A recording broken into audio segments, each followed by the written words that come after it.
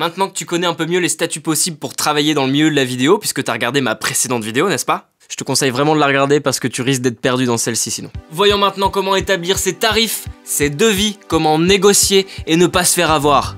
J'ai plein de conseils. Premièrement, ne pas se faire avoir. Peu importe le statut que tu choisis, normalement sur la longueur ça s'équilibre, sauf si tu te fais avoir. Tu n'es pas vraiment plus perdant avec l'un qu'avec l'autre. Tu as des avantages et des inconvénients dans chaque cas. Mais l'idée est que quand tu travailles pour quelqu'un et qu'il a prévu un montant pour pouvoir te rémunérer, il n'a pas à le baisser suivant ton statut sous prétexte que tu as plus ou moins de charges. Donc tu peux facilement te faire avoir si tu n'es pas intermittent et que tu factures, et surtout si tu es micro-entrepreneur. Je t'explique ce qu'il peut arriver. Je suis producteur et je te propose de faire un job pour 200 € brut la journée. Tu acceptes, mais tu me dis, par contre je suis micro-entrepreneur. Et je te réponds, ah bah super, bah fais-moi une facture de 200 € alors. Si t'acceptes, tu te fais avoir, il économise de l'argent sur ton dos. Bah oui, parce que moi, producteur, j'avais prévu l'argent pour pouvoir payer un intermittent 200 € brut. Et si t'as regardé ma précédente vidéo, tu sais qu'il faudrait multiplier par 1,6 le montant brut pour avoir le coût total de prod. Donc en fait, j'avais prévu 320 € pour te rémunérer. Donc grâce à ton statut de micro-entrepreneur et à ton ignorance, j'économise 120 €. Merci. Alors si je suis sympa en tant que prod, je te dis, ok bah facture-moi 200 € plus tes charges. T'es micro-entrepreneur, t'as environ 25% de charges. Et bah ajoute-moi 25%. Et toi tu factures donc 250 €. Et tu auras en net le montant brut de l'intermittent.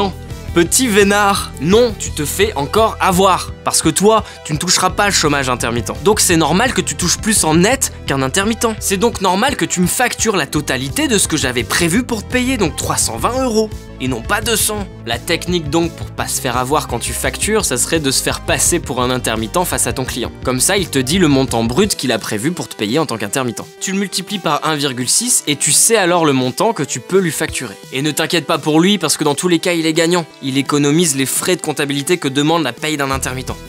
Donc ça va. D'ailleurs, petite astuce, quand un producteur te demande combien tu veux être payé, donne le chiffre que tu aimerais vraiment être payé, même s'il est haut, parce que si le producteur c'est trop cher pour lui, il te le dira, et dans ce cas-là, toi, tu pourras lui demander quel budget il avait prévu. Parce que oui, il a forcément prévu un budget en fait pour ta paye. Donc s'il te demande combien tu veux être payé, c'est parce qu'il espère que tu demandes moins que ce qu'il a prévu pour pouvoir se faire une marge en plus. Autrement, il te dirait juste j'ai tant pour te payer, est-ce que ça te va?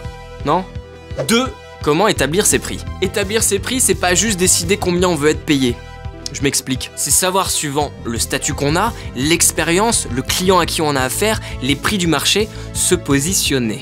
Dans tous les cas, j'ai envie de te dire, ne fais pas dans le low cost. Bon, sauf si c'est vraiment tes tout premiers contrats. Parce que si tu fais des prix super bas, alors on dit que tu casses les prix du marché. Parce qu'en faisant moins cher que ce qui se pratique ailleurs, tu risques de faire baisser les tarifs du marché et donc les rémunérations de tout le monde qui se verront obligés de s'aligner sur ces nouveaux tarifs. Tu ne te rends donc même pas service à toi-même ni aux autres. Le plus simple pour établir ces prix, c'est déjà de connaître les minimums légaux des conventions collectives de la production vidéo. Pour ça, c'est simple, tu vas sur le site de Légifrance et je t'ai mis le lien dans la description. Et tu verras suivant le métier quel est le minimum par jour ou par semaine. Ça te permet donc de connaître les montants bruts minimum pour un intermittent. Et si tu as suivi ma précédente vidéo, tu sauras donc calculer un peu les correspondances par rapport aux autres statuts. Alors à savoir, c'est souvent compliqué d'être payé plus que les minimums. Et même parfois on te dira en tant qu'intermittent, ça va si on te déclare en assistant monteur plutôt qu'en monteur? Comme ça, on a des minimums encore plus bas. Bon, imaginons tu as une entreprise ou une micro-entreprise et tu veux savoir combien tu peux facturer une journée de montage. Tu regardes donc le minimum brut pour une journée dans la convention collective et tu vois donc que le montant brut pour une journée de montage de 8 heures est de 212,46 €. Tu multiplies le montant brut par jour par 1,6 et tu as le coût de prod, c'est-à-dire 340 € hors taxe. On peut dire alors que le minimum en facture pour une journée de montage de 8 heures est de 340 € hors taxe. Et tu peux faire le même raisonnement avec les autres métiers. 3. Comment établir le devis d'une prestation? Donc si tu as une entreprise ou que tu es micro-entrepreneur, tu devras établir des devis pour les demandes de tes clients. Un devis, c'est la prévision du coût total de la prestation. Pour établir un devis, la première chose à faire, c'est d'être sûr de bien comprendre ce que le client veut. Donc hésite pas à le bombarder de plein de questions. Il faut que tu estimes le plus précisément possible s'il y a besoin de tes compétences en écriture de scénario, combien de personnes tu as besoin dans ton équipe pour réaliser cette vidéo, s'il y a besoin de comédiens, combien de jours cela nécessite suivant la durée de la vidéo, sa complexité ou le nombre de décors, quel matériel tu vas utiliser, donc louer, combien de frais de repas, de transport, de logement tu vas devoir payer, combien de jours de prépa ça demandera et combien de jours de post-prod tu auras besoin pour le dérush, montage, étalonnage, mixage et les exports, mais aussi le temps des allers-retours avec le client. Tu peux d'ailleurs spécifier dans ton devis qu'il n'y aura la possibilité pour le client que de faire 2 retours au montage. Ça veut dire qu'au-delà de ces 2 retours,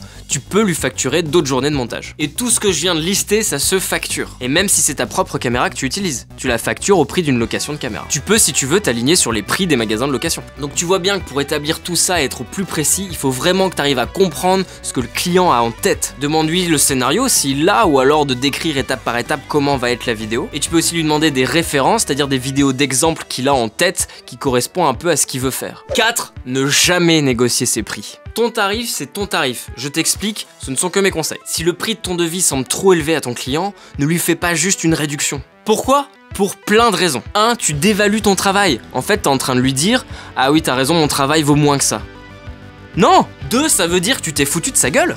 T'as annoncé des prix élevés alors que c'est faux. 3. Pour les prochains projets, il sait qu'il pourra négocier et faire baisser tes prix. 4. Tu perds juste en crédibilité à ne pas assumer ton tarif. 5. Si t'as baissé ton tarif et qu'un autre projet pour un autre client tombe en même temps où il est prêt à payer ton vrai tarif, qu'est-ce que tu fais ? Qu'est-ce que tu fais ?